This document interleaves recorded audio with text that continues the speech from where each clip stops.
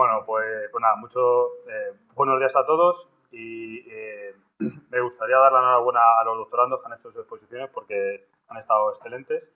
Y nada, me presento, soy Juan Izquierdo, soy fisioterapeuta, trabajo en el Hospital 12 de Octubre en la unidad de rehabilitación cardíaca.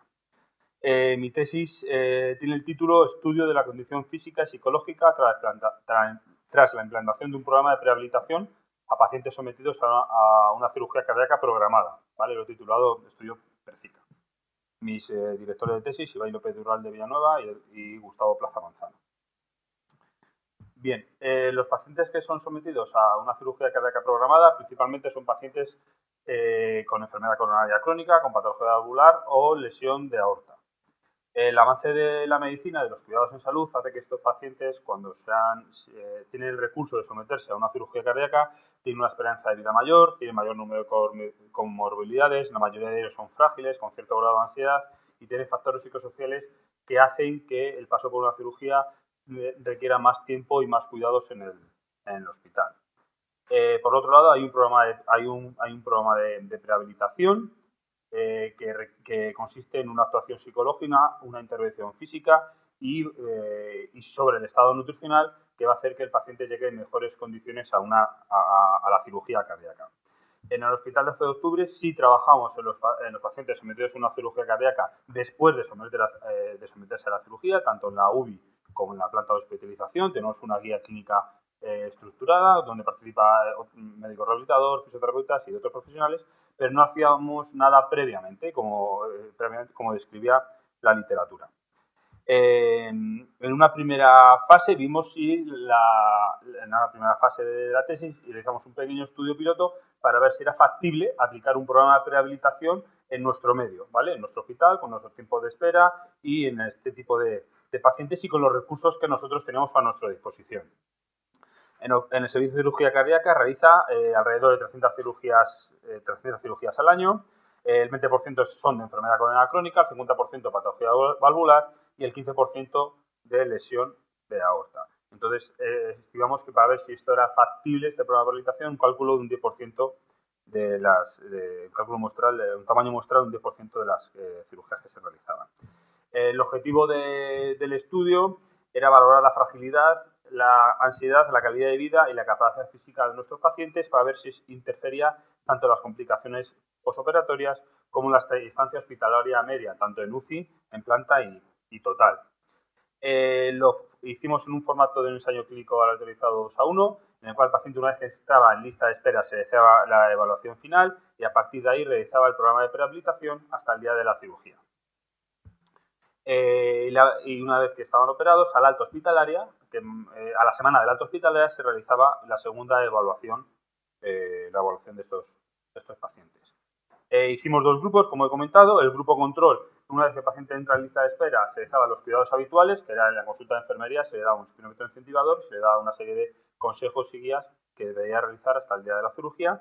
Y el grupo control realizaba el programa de prehabilitación 2 días a la semana, una sesión al día, alrededor de 40 minutos por sesión.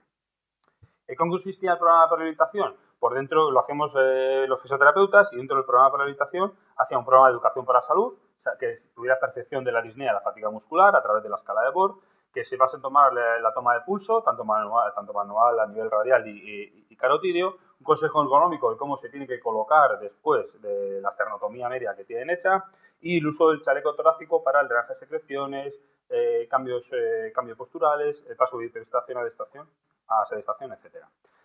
Por otro lado, enseñamos técnicas de fisioterapia respiratoria previas a la cirugía, ventilación dirigida, abdominodiafragmática, expansión costal, manejo del inspirómetro incentivador, que lo sepan manejar, un inspirómetro incentivador flujo-volumen, y técnicas de drenaje de secreciones que favorecieran la expulsión de secreciones de moco que pudiera tener el paciente para evitar infecciones o atelectasias futuras.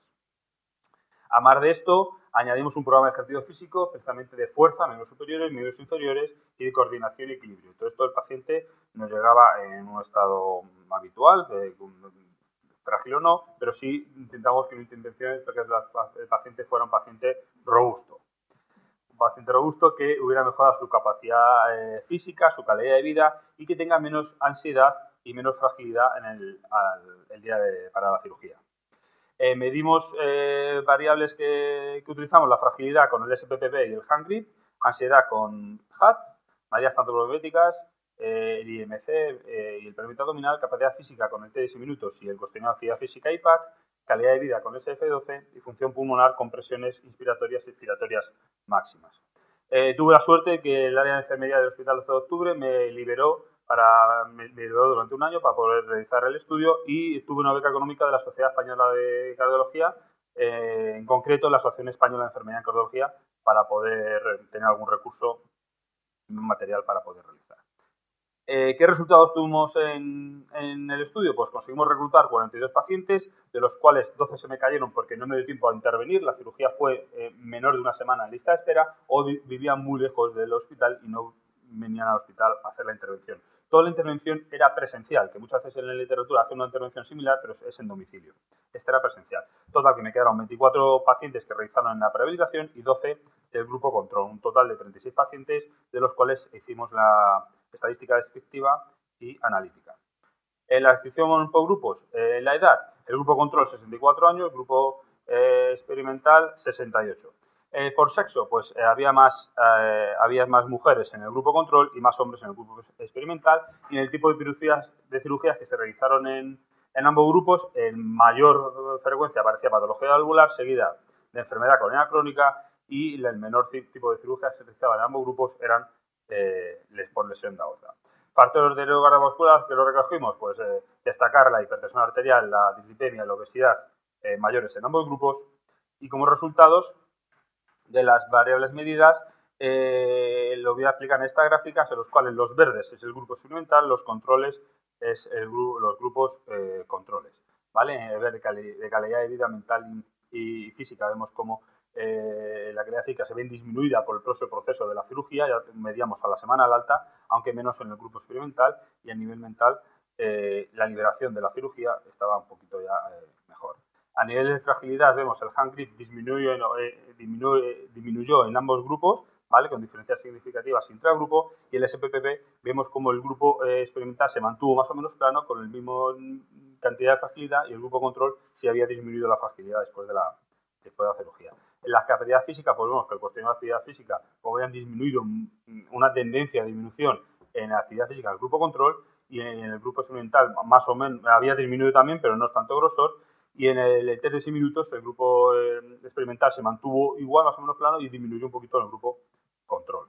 En función pulmonar, esta fue la única variable que encontramos diferencias significativas entre grupos, la presión expiratoria máxima, ¿vale? Yo creo que el manejo del chaleco y cómo hacer una buena drenaje de secreciones favorecía que tuviera más potencia respiratoria, entonces, y el grupo experimental se redujo propiamente, pero no tanto como el grupo control, que sí que disminuyó bastante. La presión expiratoria máximas, aunque ve que el grupo control estaba más cerca del inicio, bajó por abajo y disminuyó menos el grupo experimental.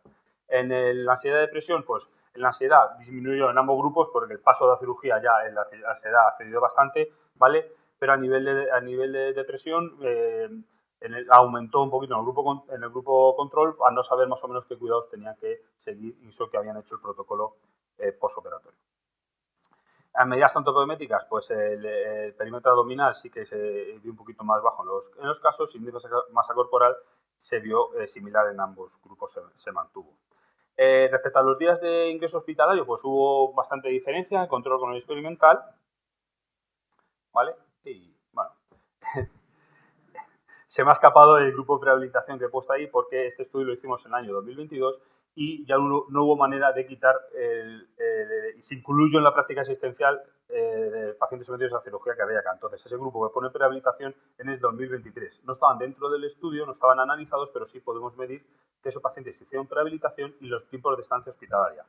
Mejoraron mucho el grupo experimental, que estaba mucho más controlado, evaluado los tiempos, reduciendo un día, más de un día el tiempo de estancia en una UCI y más de 4 días el tiempo en la planta, con el coste económico que ello repercute. Y me refería al grupo de rehabilitación que no se obtuvo, es un año posterior, solo se hizo a nivel asistencial sin tanta evaluación ni valoración, no se obtuvo los datos del grupo experimental, pero se redujeron mucho respecto al grupo control en los que no se hacía nada.